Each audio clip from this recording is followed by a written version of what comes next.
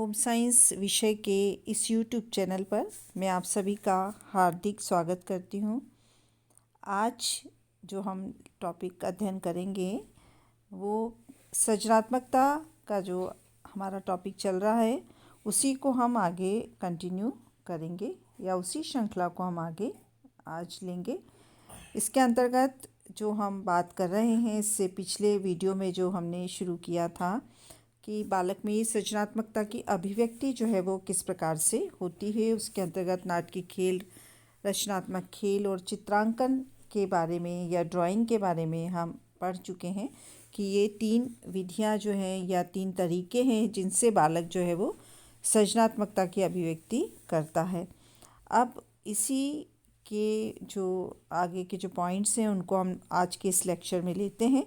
सबसे पहले हम बात करते हैं जो काल्पनिक साथी है एक, उसके बारे में कि जब बालक जो है अपनी कल्पना में किसी व्यक्ति, वस्तु या जानवर जो है उसको अपना साथी मान लेता है और उससे अपने मन की जो है हर एक बात को वह बताता है, तो वह उसका काल्पनिक साथी कहलाता है।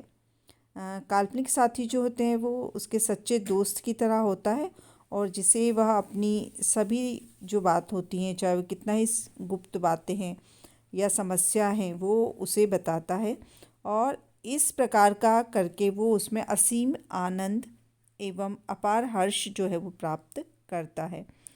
अक्सर जो है वो देखा गया है कि जो काल्पनिक दोस्त होते हैं वो उन बच्चों के ज़्यादा होते हैं जिन्हें अकेले रहना पड़ता है, अथवा जो है हम बात करें कि जिनके दोस्त जो है वो कम होते हैं, तो वह अपने मन की सभी बातें जो है वो काल्पनिक दोस्त को बताकर जो है वो चिंता मुक्त हो जाते हैं। कई बालक जो है अकेले में जो है पढ़ते समय या खेलते समय जो है वो बड़बड़ाते रहते हैं या कुछ बोलते रहते हैं। ये उनका एक तरीका होता है, इसमें जो है वो उनको आनंद मिलता है और उन्हें ऐसा लगता है कि उन्होंने अपने मन की बात जो है वो किसी और को बता दी। जो रिसर्चेस हुई हैं उससे यह भी निष्कर्ष निकला है कि साधारण बुद्धि के जो बालक होते हैं उनकी अपेक्षाकृत जो तीव्र बुद्धि बालक होते हैं या कुशाग्र बुद्धि के जो बालक हैं उनके काल्पनिक साथी जो है वो अधिक होते हैं और ऐसे बालक जो है वो पढ़ते लिखते समय अथवा गणित के प्रश्नों को हल करते समय काल्पनिक साथी का भी सहारा जो है वो लेते हैं या उनसे बातचीत जो है वो करते हैं। यद्यपि हम बात करें कि काल्पनिक साथी से बालक को जो है सच्चे साथी की तरह सुख मिलता है और उसका अकेलापन भी दूर होता है, मगर यह अकेलापन दूर करने का कोई सर्वोत्तम साधन जो है वो नहीं है। यदि बालकों का काल्पनिक साथी जो है किशोरावस्था या उससे भी आगे की बात करें तो युवावस्था तक यदि बना रहता है, तब ऐसे बालक जो होते हैं या ऐसे व्यक्ति जो होते हैं उन्हें व्यक्तिगत एवं सामाजिक समायोजन में जो है वो कठिनाइयाँ आती हैं। इसके बाद हम जो अगला एक सृजनात्मकता के अभिव्यक्ति का माध्यम पढ़ेंगे वो है दिवा स्वप्न या डे ड्रीम। बच्चे जो है वो दिवा स्वप्न भी में अपने आप को संलग्न पाते हैं और बाल्यावस्था की अति महत्वपूर्ण सृजनात्मक क्रिया जो है एक दिवा स्वप्न है। दिवा स्वप्न से बालकों को अपार सुख, आनंद एवं संतुष्टि जो है वो मिलती है और थोड़ी देर के लिए ही सही मगर वे तनाव मुक्त जो है वो हो जाते हैं या उनसे इस प्रकार से जो है वो उनकी बोरियत भी जो है वो दूर होती है और वे यथार्थ से हटकर जो है अपनी एक प्रकार से कल्पना लोग जो है उसमें विचरण करते हैं और इस कल्पना में जो है आनंद की प्राप्ति जो है वो करते हैं। अक्सर जो देखा गया है कि दिवा स्वप्न जो है बच्चे देखते हैं या तो ऐसे जीत के नायक वाला दिवा स्वप्न कि खुद को जो है वो बहुत बड़ा कोई एक प्लेयर के रूप में देखना या कोई ऐसे फिल्मी कलाकार के रूप में देखना, ये जो है उनके अक्सर दिवा स्वप्न में रहता है। तो ये भी एक उनको अपने आप को संतुष्ट करने का जो है एक माध्यम रहता है या इससे भी बच्चे जो है वो अपनी उनकी सृजनात्मकता जो है वो अभिव्यक्त होती है। एक जो हम बात करेंगे हास्य भाव उत्पन्न करना। ये जो है हास्य भाव जो है यह भी बाल्यावस्था की एक प्रमुख सृजनात्मक अभिव्यक्ति है। और हास्य भाव वाले जो व्यक्ति है उसमें हास्य भाव का प्रत्यक्षीकरण करने की योग्यता होती है। मतलब वो जल्दी से किसी भी चीज़ को समझ लेता है और उसमें एक तरह से हास्य भाव को वो ढूंढ लेता है। दूसरी जो हम बात करें कि हास्य को एक बार सुनने के बाद उसी भाव के साथ जो है वो बच्चा दोहरा देता है। बहुत से बच्चे जो है किसी की बहुत अच्छी से नकल जो है वो उतारते हैं, या वो एक प्रकार से जब करते हैं इस प्रकार से, तो लोगों के लिए वो हास्य भाव का कारण जो है वो बनता है। ये जो दोनों ही बातें हमने देखी, ये बालक के सामाजिक समायोजन में जो है इससे सहायता मिलती है। और ऐसे जो बच्चे होते हैं वो दूसरों को अपनी ओर आकर्षित कर लेते हैं, या दूसरे जो हैं उनकी ओर आकर्षित होते हैं।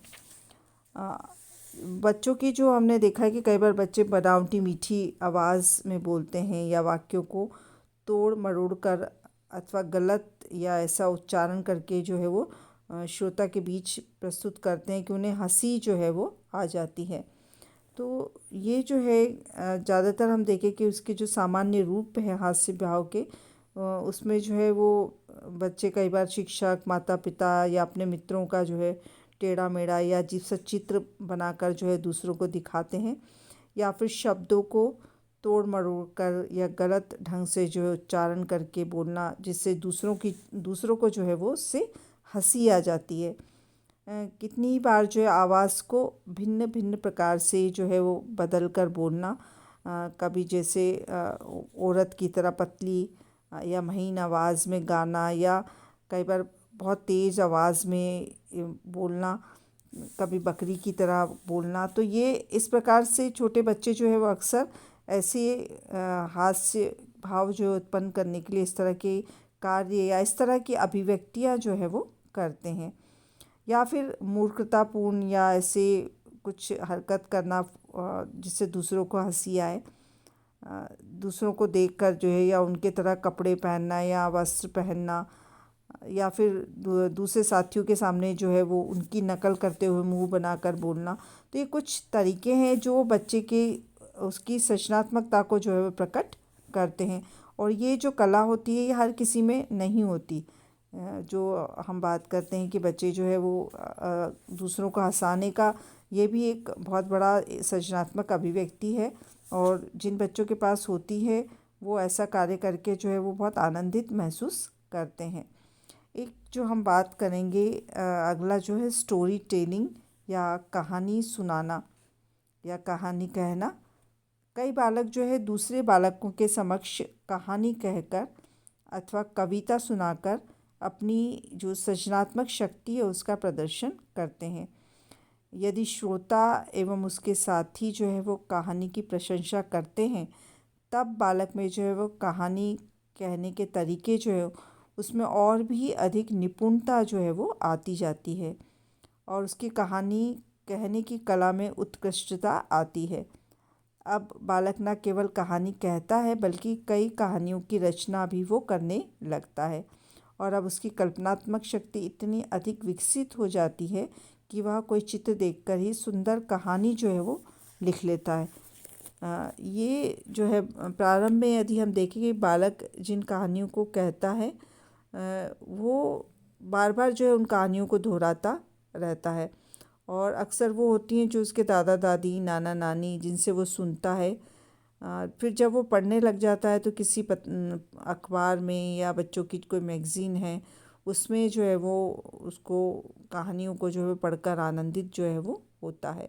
तो और साथ ही कई बार छोटे बच्चे तो बहुत मनगढ़ंत जो है वो बोलकर और उसको एक कहानी का रूप दे लेते हैं, या कितनी बार जो है चित्र आदि को देखते हैं और उससे देखकर जो है वो अपनी मर्जी से जो है वो कहानी की रचना वो कर लेते हैं। तो ये भी एक सृजनात्मक बच्चों की जो है वो अच्छी अभिव्यक्ति मानी गई है। एक जो लास्ट पॉइंट हम देखेंगे इसमें सृजनात्मकता की अभिव्यक्ति में, वो है उपलब्धि के लिए आकांक्षाएं, एस्पिरेशंस फॉर अचीवमेंट। प्रत्येक जो बालक है उसके मन में कुछ बनने की या कुछ कर दिखाने की जो है वो प्रबल इच्छा होती है। इसे ही जो हम आकांक्षाएं जो है वो कहते हैं। जब बालक बड़े होकर स्कूल जाने लगते हैं तो शिक्षक एवं माता पिता उनसे यह प्रश्न पूछते हैं कि तुम बड़ा होकर क्या बनोगे। और कोई बालक जो है जवाब देता है मैं डॉक्टर बनूंगा, कोई कहता है इंजीनियर बनूंगा, कोई कहता है अमिताभ बच्चन की तरह महा अभिनेता बनूंगा। बालक की यही आंतरिक इच्छा उसे कार्य करने के लिए प्रेरित करती है और उसे एक नई दिशा जो है वो देती है या एक नया मार्ग जो है वो प्रशस्त करती है, जिस पर चलकर बालक अपनी इच्छाओं को या आकांक्षाओं जो है उनकी पूर्ति करता है। ये जो है एस्पिरेशन कहें हम या आकांक्षा कहें, यह एक प्रबल इच्छा है या अभिलाषा है। और ये जो हम कह रहे हैं कि अब अभिलाषा या आकांक्षा है, ये उसे लक्ष्य पाने की ओर जो है वो अग्रसित करती है। और इसके कारण जो है बच्चे का जो है बच्चा का जो सुंदर पेंटिंग बनाता है या अपनी किताबों में जो है वो जो वो बनना चाहता है डॉक्टर, इंजीनियर या वकील, तो वो उस और जो है वो आगे बढ़ता है या परिश्रम करता है और यह जो है उसके कार्य व्यवहार में जो है हमें दिखाई देता है। कई बालक जो है उपलब्धि की आकांक्षा कर शब्दों द्वारा व्यक्त करते हैं, तो कुछ बालक उसे मन में भी छुपाकर रखते हैं। बालक की जो आकांक्षाएं हैं वो धनात्मक भी हो सकती हैं और ऋणात्मक भी। जब बालक को अपने जीवन में सफलता मिलती है तो वह धनात्मक आकांक्षाओं का निर्माण करता है, परंतु यदि बालक को कदम दर कदम यदि असफलताएं हाथ लगती हैं तो कई बार वह ऋणात्मक आकांक्षाओं की उत्पत्ति भी जो है उसमें हो जाती है। तो उपलब्धि की जो आकांक्षा है उस पर व्यक्तिगत सोच, समझ एवं कारकों का प्रभाव तो पड़ता ही है और साथ ही वातावरण से संबंधित जो कारक हैं उनका भी प्रभाव पड़ता है। जैसे माता पिता या अभिभावक जो है उनकी क्या आकांक्षाएं हैं, मतलब वो बच्चे से जो है वो क्या चाहते हैं। साथ ही समूह जो है उसका क्या दबाव है उस पर, समाज की क्या प्रत्याशाएं हैं, सांस्कृतिक परंपराएं जो है वो किस प्रकार की हैं या जनसंचार माध्यम जो है उसका उस पर कितना प्रभाव है। तो ये जो है या उसको किस प्रकार से प्रोत्साहन जो है वो मिल रहा है, ये ऐसे बहुत से वातावरण संबंधी कारक हैं जो कि उसकी उपलब्धि की लिए आकांक्षा जो है उसको प्रेरित करते हैं। मतलब बच्चा क्या प्राप्त करना चाहता है और उसकी आकांक्षा जो है वो कितनी है उसको प्राप्त करने की। मान लीजिए कोई अच्छा क्रिकेटर बनना चाहता है तो ये उसकी आकांक्षा है, लेकिन वो उसके लिए कितना प्रेरित हो पा रहा है या कर पा रहा है, ये जो है उसे आगे बढ़ने के लिए जो एक अवसर प्रदान करती हैं। तो स्टूडेंट्स, आज के इस लेक्चर में हमने समझा कि बच्चा जो है उसकी सृजनात्मकता की अभिव्यक्ति जो है वो किस किस माध्यम से या किस प्रकार से होती है। हमने 2 वीडियो जो है उसमें इस टॉपिक की या ये सृजनात्मकता की जो अभिव्यक्ति है इसकी चर्चा जो है वो की है। आज के लिए इतना ही। हम अपना जो नेक्स्ट वीडियो है उसमें एक नए टॉपिक के साथ उपस्थित होंगे। धन्यवाद।